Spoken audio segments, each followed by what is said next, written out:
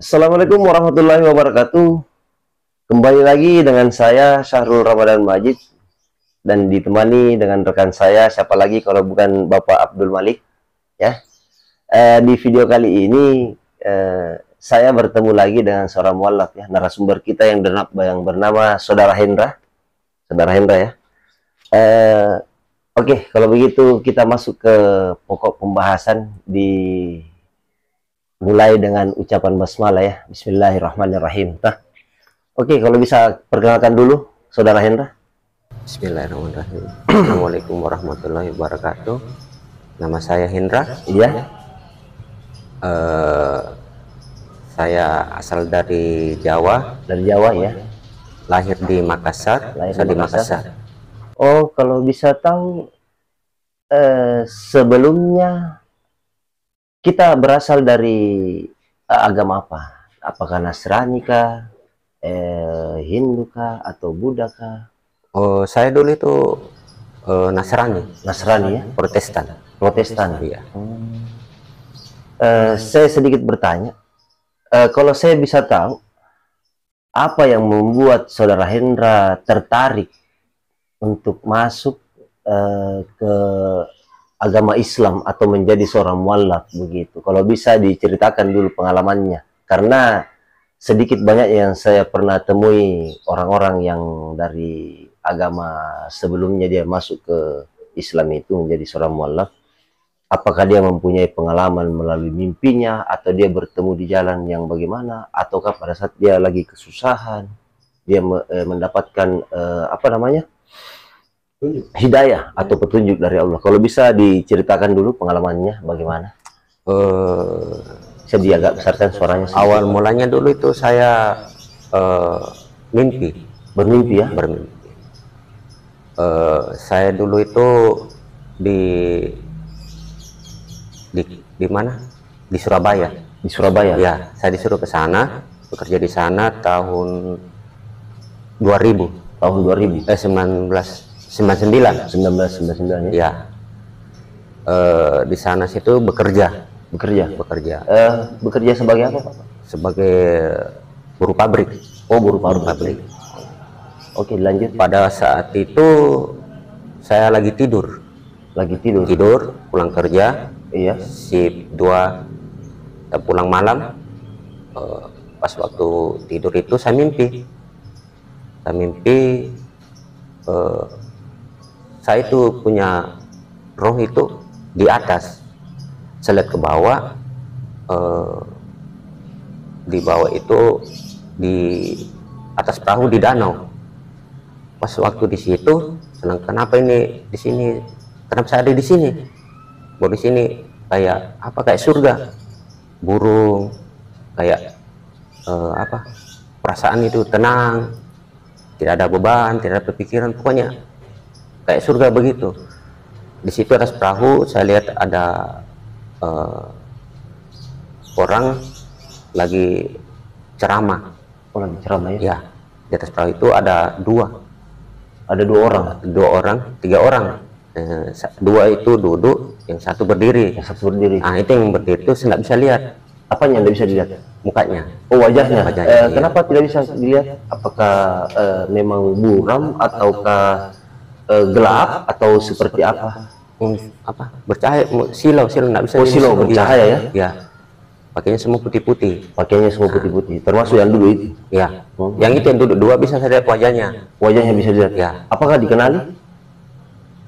Enggak kenal. Oh, tidak kenal. Ya, enggak kenal. Keduanya Enggak dikenal. Oh, iya. Terus saya mau duduk situ, dengarkan ceramahnya, maksudnya duduk situ. Katanya bilang, itu yang ceramah bilang, kamu belum saatnya di sini untuk mendengarkan. Oh, dia bilang. Ya, nanti ada saatnya kamu akan datang ke sini untuk mendengarkan ceramah begitu. Yeah.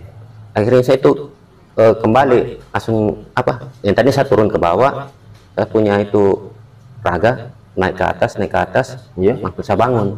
Langsung terbangun begitu. Terbangun. Saya cuma hiraukan waktu saya bangun itu saya sempat berpikir, saya kemana tadi itu, antara sadar atau tidak. Nah, saya sudah lupakan saja.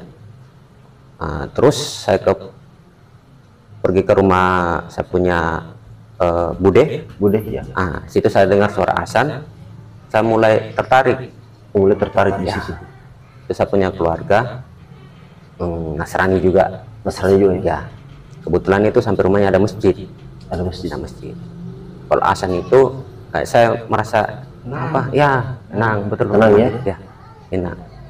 Apalagi kalau dengar orang mengaji. Nah, di situ saya mulai tertarik ya.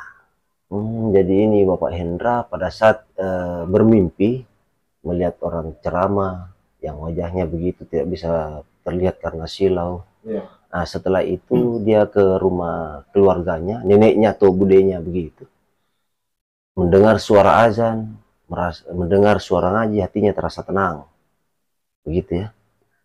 Jadi setelah itu apakah sudah langsung ada berpikiran atau ke dalam hati langsung ingin masuk ke agama Islam atau bagaimana, atau masih ada prosesnya lagi? Belum, masih panjang prosesnya. Masih panjang ya? Ya, masih panjang. Berarti masih ada apalagi masih ada petunjuk lain lah. Ya, masih ada petunjuk lain. Nah, terus begitu saya punya Pak D itu ya Islam. Oh, Islam Pak D. Ya, Pak D saya itu kan itu hari kan ada tausiah ya? Ya. Saya disuruh wakili datang ke sana. Saya punya Pak D itu lagi kurang tidak enak badan, lagi sakit. Dan kamu bisa wakili saya. Tapi saya ini Kristen. Entah apa-apa, kamu duduk saya di situ. Saya ke sana. Saya dengar ceramah. Di situ saya merasa apa? Nanti kayak merasa terharu. Ya. Saya tidak potong bicaranya. Kalau saya bisa tahu siapa pada saat itu?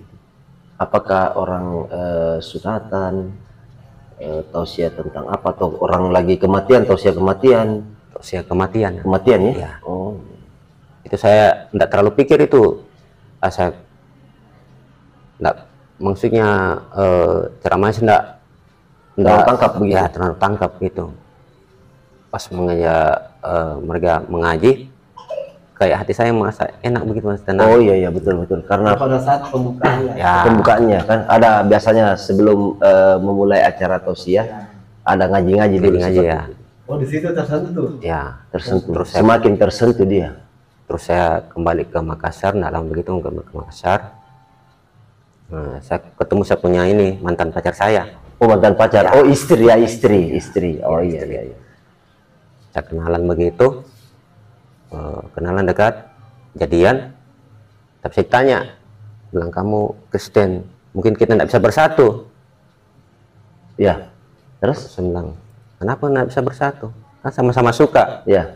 Nah, tidak boleh, harus kamu masuk Islam. Mulak, rasanya tidak mau. Awalnya tidak mau.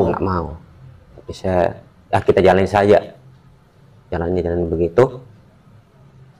Mantan saya itu bilang, kalau kita begini terus tidak bisa. Di situ saya sempat pulang lagi, nanti saya pikir-pikir dulu. Terus itu saya pulang ke rumah. Di rumah saya itu kan Kristen semua, tidak ada orang Islam. Oh iya. Nah, di situ saya mimpi lagi. Oh, bermimpi lagi? Ya, bermimpi. Oh, dikasih lagi petunjuk. Nah, yang petunjuk kedua itu. Petunjuk kedua ya? Ya, petunjuk kedua itu, saya tidur itu sekitar jam 2 malam. Ya. 2 malam tidur. Dalam mimpi saya itu saya punya rumah nenek itu terbakar. Dalam mimpi rumahnya terbakar. Ya. Oh iya. Terus di situ saya dikasih Quran kecil. Quran kecil. Ya. Siapa yang kasih Quran kecil? Saya tidak bisa lihat mukanya juga. Oh, tidak bisa lihat juga mukanya. Ya. Ini mukanya tetap bercahaya. Mungkin Oh, mungkin tetap sama. Ya, sama. Oh, mungkin pada saat itu mungkin yang di mimpi awalnya ya, yang dia lihat itu lagi berceramah, mungkin itu yang memberi. Itu mimpi terakhir itu. Oh, mimpi yang terakhir. Ya. Dikasih Al-Quran terus? Dikasih Quran itu dia bilang, insya Allah itu ini rumah tidak terbakar. Itu Quran itu saya pegang. Ya. Pada waktu itu saya bangun, itu bantal saya balik. Ih, kenapa ini ada Al-Quran. Quran ini. Ya, saya tanya, saya punya bapak. Ini siapa punya ini? Ya. Bang, bukan saya punya. Saya tanya. Bang, di sini kan kita Kristen semua. Nggak mungkin ada yang bawa begituan. Ya. Terus saya sempat berpikir, ini dalam mimpi saya. Oh, Nyata.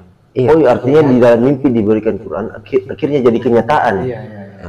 Jadi saya sempat pegang itu, saya bilang, saya ini Nasrani, masa pegang begini. Yang kedua, saya suka minum, Ya. mabuk, narkoba. Ya. Saya pegang begini, nanti saya tambah dosa lagi. Ya.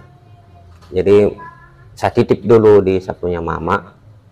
Saya datang ke rumah mama itu, mama saya kan Islam. Bilang, ini mama simpan, satu saat saya akan ambil. Saya tidak sadar ucapkan begitu. Suatu saat saya akan Datang ambil kembali. ini. Oh ya. Secara spontan lah. Spontan. Saya bilang begitu. Hmm. Tidak lama begitu, waktu berjalan, saya keluar sama pacar saya lagi nih, mantan saya. Ya. Mantan pacar ya? Ya, Ya, yang di situ istri terasa, sekarang ya? di situ saya terakhir berdebat soal agama. Iya, iya, iya.